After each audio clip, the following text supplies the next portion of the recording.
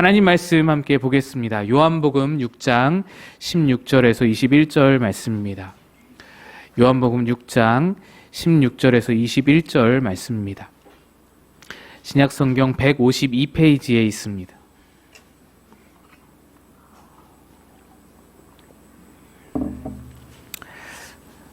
요한복음 6장 16절에서 21절 말씀을 한 절씩 교독해서 읽겠습니다. 저물매 제자들이 바다에 내려가서 배를 타고 바다를 건너 가버나움으로 가는데 이미 어두웠고 예수는 아직 그들에게 오시지 아니하셨더니 큰 바람이 불어 파도가 일어나더라. 제자들이 노를 저어 10여리쯤 가다가 예수께서 바다 위로 걸어 배 가까이 오심을 보고 두려워하거늘 이르시되 내니 두려워하지 말라 하신대 이에 기뻐서 배로 영접하니 배는 곧 그들이 가려던 땅에 이르렀더라. 아멘. 기도하겠습니다. 하나님 아버지, 오늘도 말씀 앞에 우리를 세워주시니 감사합니다. 주의 말씀으로 우리를 일깨워 주시며 말씀으로 살아갈 힘을 얻게 하시며 말씀으로 지친 마음에 크신 위로와 은혜와 평강을 얻도록 인도하여 주옵소서. 전하는 자는 감추시고 주의 말씀만 드러나길 소망하옵고 예수님 이름으로 기도드리옵나이다. 아멘.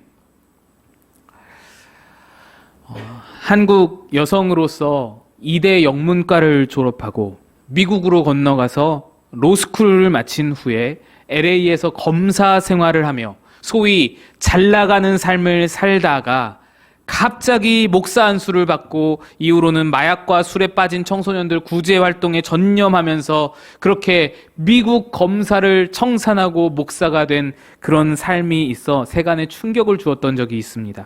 여자 목사님이십니다. 그런데 이 목사님이 세상 사람들에게 널리 알려지고 유명하게 되어진 것은 그녀 자신의 화려한 스펙이나 그 검사를 내버리고 목사가 된 것, 그런 어떤 충격적인 일, 그런 것 때문이 아니라 그의 아버지 덕분에 그녀가 유명해지게 되었습니다. 초대 문화부 장관을 역임하시고 사진을 보여주세요. 이 시대 최고의 지성이라고 칭송받았던 이어령 박사님의 장녀 이민아 목사님의 이야기입니다. 이민아 목사님의 아버지 이어령 박사는 최고의 지성이자 석학이셨으나 또한 철저한 무신론자였습니다. 그러다가 딸 이민아 목사님에 의해서 전도되었고 지성에서 영성으로 이 제목의 간증과 강연들을 하시며 무사람들에게 많은 메시지를 던져주셨습니다. 그런데 이민아 목사님이 이 최고의 지성인 이어령 박사를 전도하게 된 계기가 아주 특별합니다. 이민아 목사님이 어떤 훌륭한 성취를 이루었을 때, 미국에서 검사가 되고 잘 나가고 그래서 아버지의 자랑이 되었을 때, 성공적인 삶의 모습을 보였을 때 그 아버지가 전도된 것이 아니었습니다. 오히려 이민아 목사님에게 커다란 시련이 닥치고 이 목사님이 시력을 상실하여서 실명의 위기에 앞에 서 있을 때 모든 의사들이 당신은 실명할 수밖에 없다고 그렇게 선포가 되었을 때에 아버지 이어령 박사가 하나님을 영접하게 되었습니다.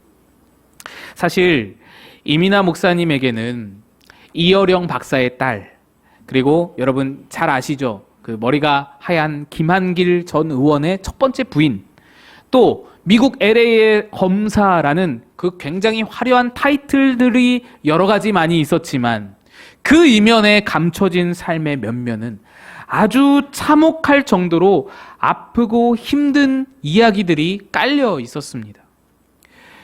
이민아 목사님은 이혼을 2번이나 경험했고요. 큰아들이 어느 날 갑자기 혼수 상태에 빠져서 숨을 거두는 그런 충격적인 일도 경험했고요.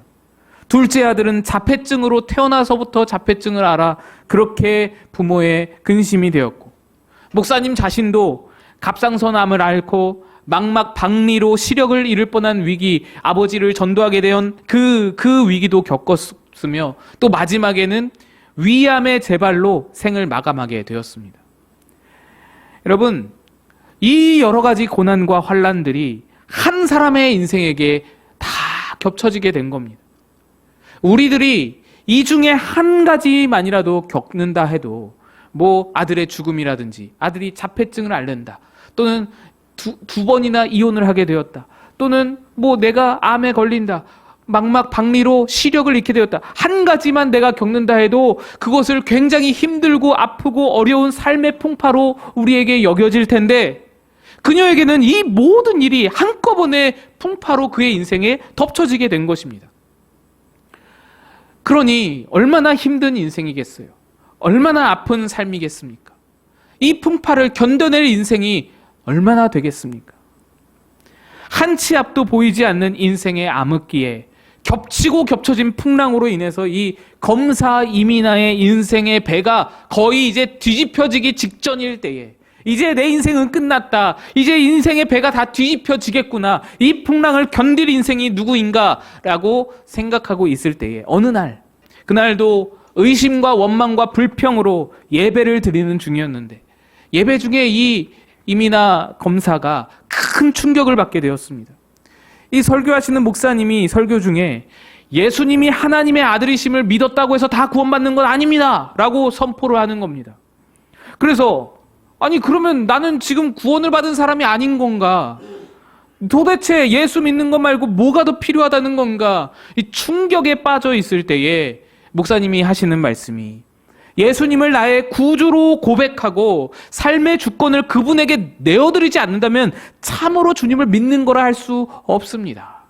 주님을 믿는 건 내 삶의 모든 주권을 주님께 내어드리는 것이고, 그런 인생만이 하나님의 나라를 그제야 볼 수 있습니다 라고 설교하는 겁니다. 그리고 이 설교를 듣다 보니 당시에 세상에서는 검사로서, 또 교회에서는 예수님을 믿은 지 10년이나 된 그런 새가족반 리더요, 큐티반 리더요, 여러 가지 일의 봉사를 감당하는 그런 사람으로서 주일을 하루도 거르지 않고 헌금 생활 잘하며 봉사도 열심히 하는 신실한 교인이었으나, 나는 내 인생의 주인을 예수님으로 모신 적이 한 번도 없다는 것을 깨닫게 되었습니다. 늘 나의 힘으로, 나의 계획으로, 나의 노력으로 인생을 자기 스스로 주도하며 살아오면서 한 번도 주님께 내 삶의 주권을 내어드린 적이 없다는 것을 깨닫고, 그날 뜨거운 눈물로 회개하며 그날 예수님을 진정한 자신의 주인으로 모시고 구주로 영접하고 성령님과 동행하는 삶을 그때부터 살기 시작한 것입니다. 그래서 그 후로 그녀는 목사 안수를 받고 힘겨운 암투병 중에도 쉬지 않고 미주 한인 청소년들, 미주 한인 비행 청소년들, 그 마약과 알코올과 여러 가지 중독으로 쪄들어 있는 청소년들을 선도하는 사역을 감당하면서, 나아가 미주뿐만 아니라 전 세계를 다니면서 청소년들에게 복음을 전하는 선교사가 된 것입니다.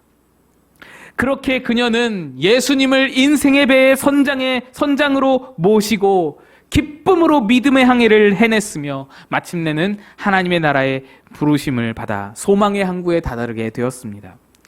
그녀의 마지막 책, 유작인 그 땅에서 하늘처럼이라는 책에 보면 이런 말이 담겨 있습니다. 이 책을 쓰고 있는 저는 지금 위암 말기 암 환자입니다. 그러나 제 마음에는 차고 넘치는 하늘나라의 의와 기쁨이 있습니다.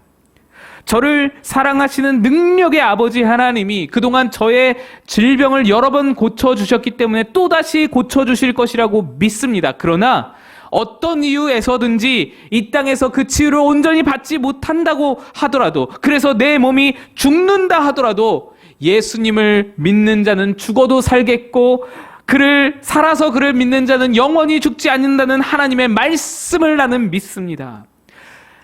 저는 암이 낫는 것보다 이 땅에서 하나님 나라 누리는 삶을 모두와 함께 나누고 싶습니다. 암이 낫는 것보다 이 땅에서 하나님 나라 누리는 삶을 모두와 함께 나누고 싶습니다.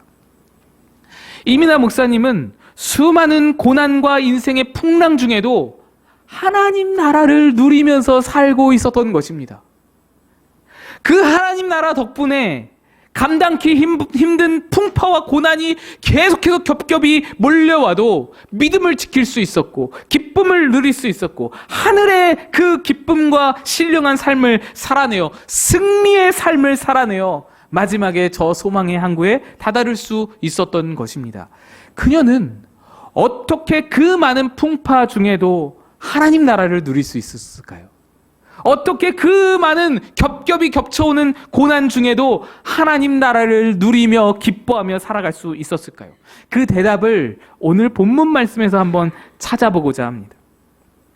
오늘 본문의 말씀은 지난주 다뤘던 오병이어 기적에 이어지는 사건입니다. 사람들이 배부르게 먹고 나서 예수님을 억지로 붙들어서 왕으로, 임금으로 삼고자 했습니다.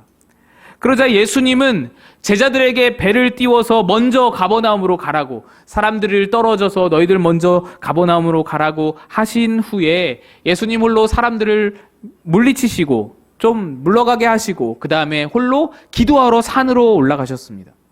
그래서 제자들은 날이 저물 때쯤, 해가 떨어질 때쯤에 배를 띄웠고 그렇고 가버나움으로 가려고 하는데 갑자기 큰 바람이 불어서 파도가 일어났습니다.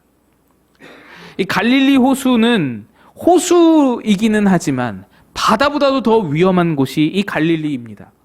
해수면보다도 240m나 낮고 주변에는 높은 산지와 구릉이 있었기 때문에 종종 회오리 바람 같은 돌풍이 이곳에 임하게 되는 겁니다.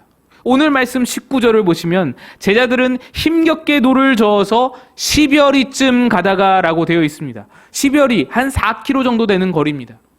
지금 오병이어를 나눠주신 그 벳세다 들판에서 지금 목적지인 가버나움까지 육로로 걸어가면은 4km 정도 되지만 해로로 이 바닷길로 가면은 훨씬 더 가깝습니다. 뭐 2km 정도밖에 되지 않는, 반도 안 되는 그런 길이 이 배를 타고 가버나움으로 가는 길이었습니다. 그런데 가버나움까지 거리보다 그 바닷길보다 훨씬 더 먼 거리인 4km나 지금 배가 떨어져 나아갔다라고 하고 있지 않습니까? 그 말은 배가 바람에 떠밀려서 지금 헤매고 있다라는 말입니다. 목적지에 도달하기는커녕 그 목적지 근처도 못 간 채 엉뚱한 곳에서 지금 힘겹게 역풍과 사투를 벌이고 있다라는 말입니다. 그리고 다른 복음서에 의하면 이 시간을 밤사경이라고 표현합니다. 밤사경이면 새벽 3시에서 6시를 말하거든요. 제자들이 배를 띄운 시간은 저물때인데, 저물때라고 하면 늦어도 6시는 될 텐데, 저녁 6시.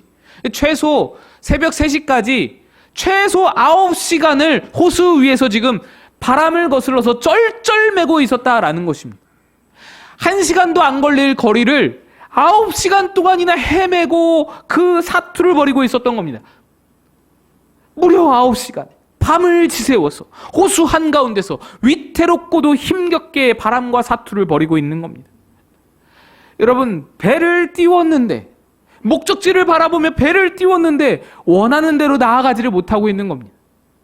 배를 띄웠는데 뜻대로 되지 않아서 너무나 힘겹고 고달프며 위태롭게 그 호수 한가운데서 그렇게 사투를 벌이고 죽을지도 모르겠다라는 공포와 싸우고 있는 것입니다. 여러분, 지금 제자들을 고달프게 하는 것이 무엇입니까? 오늘 본문 17절, 18절에 이 고달픔의 원인을 3가지 환경이라고 말해주고 있습니다.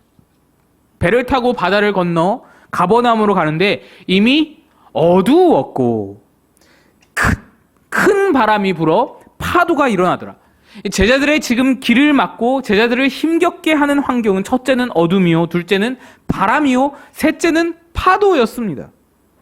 한 가지만으로도 참 힘들 텐데 3가지가 겹쳐서 겹겹이 몰려오니 그들의 항해가 더욱 힘들고 고달프고 위태롭고 위험하기까지 한 것입니다.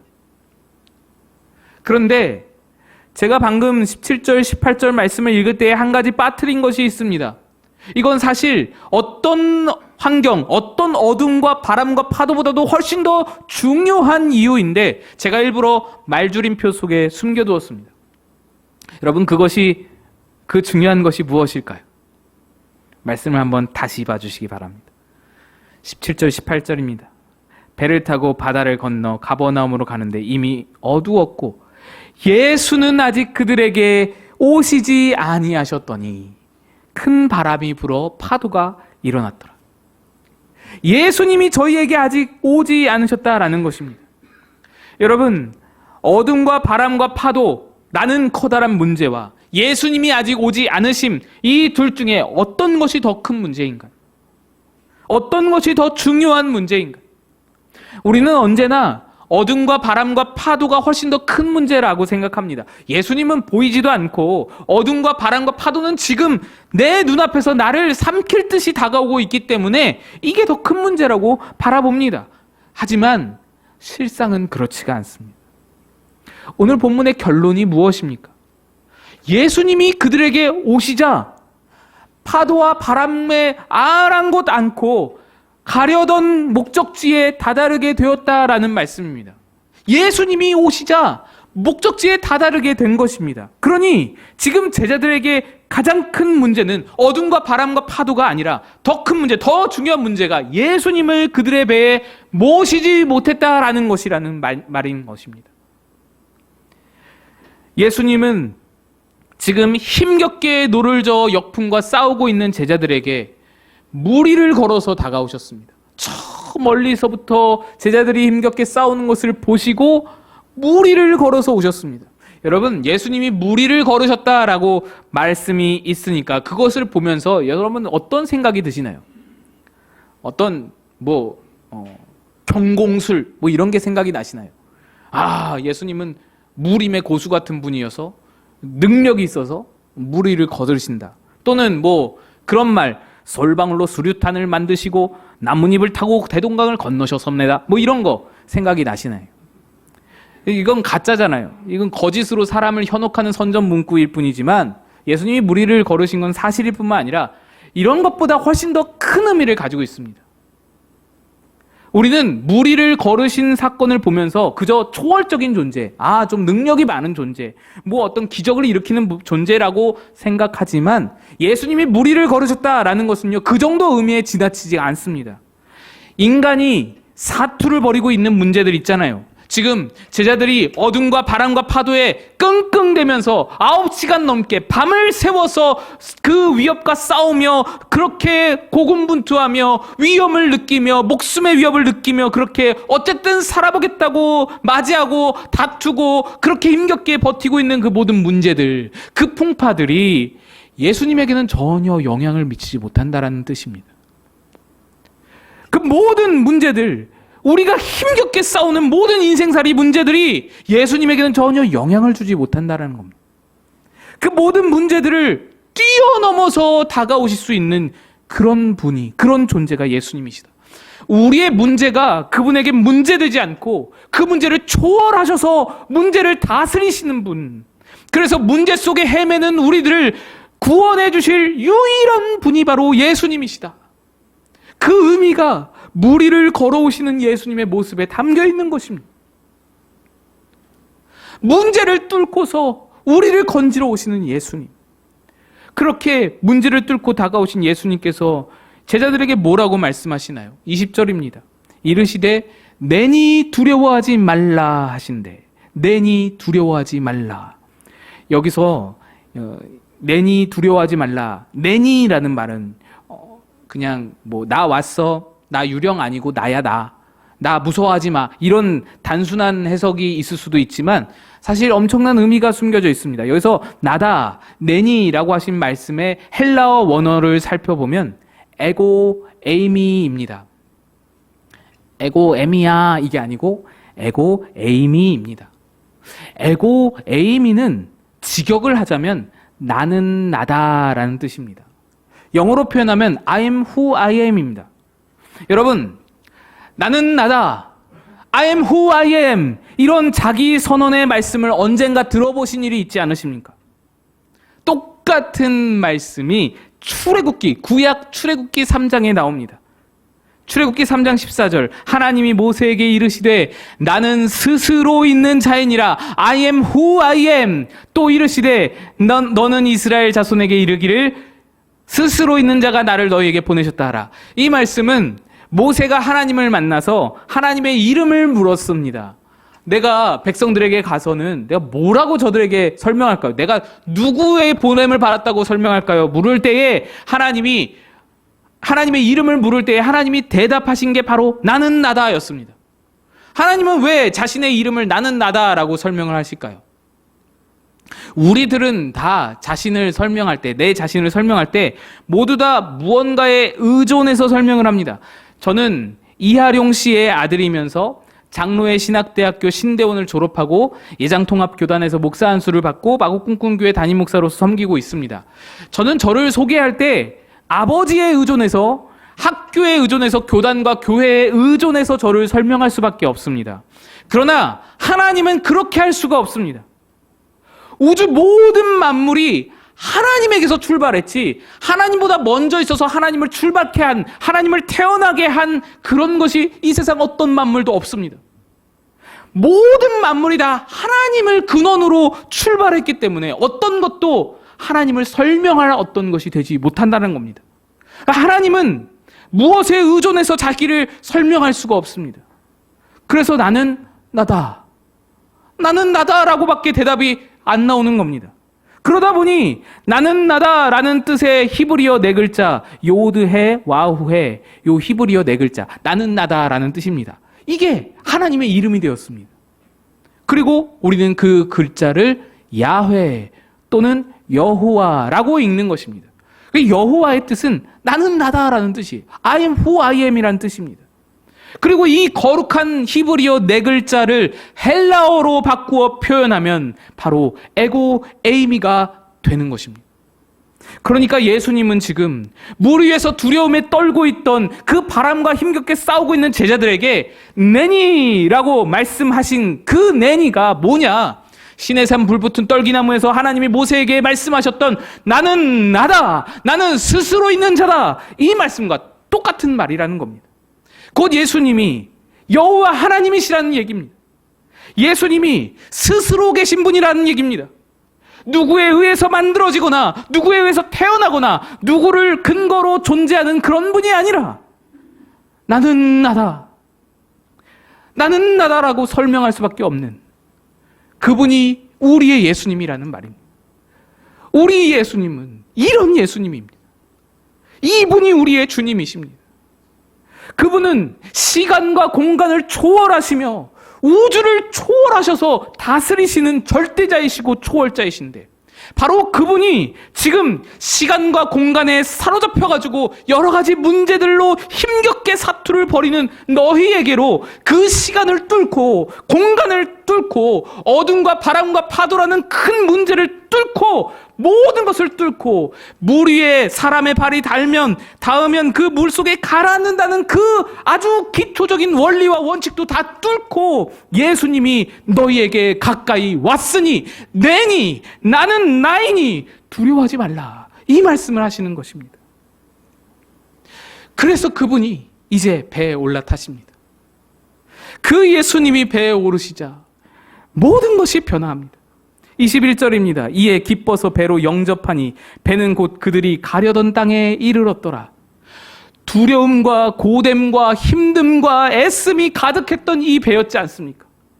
바람과 파도와 사투를 벌이면서 너무나 어렵고 너무나 힘든 인생의 쓴맛을 경험하던 배였지 않습니까? 근데 그 배가 기쁨이 넘치게 되었습니다. 참 희한한 것이요, 요한복음 말씀에는요, 다른 복음, 다른 병행 본문의 말씀들과 달리 예수님이 배에 오르셔서 바람과 파도가 잔잔케 되었다, 이 말씀이 없습니다. 여러분 다시 한번 읽어보세요. 바람과 파도가 잔잔케 되었다라는 말씀이 전혀 없습니다. 왜 그럴까요? 왜 그러냐면 더 이상 바람과 파도는 문제될 것이 없기 때문입니다. 예수님이 배에 오르셨으니 이제 더 이상 바람과 파도는 전혀 이 제자들의 관심사가 아닙니다. 전혀 문제될 것이 없는 겁니다. 있든지 없든지 상관이 없는 겁니다. 예수님이 그 배에 선장되셨으니 내 인생 배 전체를 잡아먹을 듯이 달려들던 무시무시한 그 모든 문제가 이제 더 이상 문제로 여겨지지 않는 겁니다. 가치 없는 일이 된 겁니다.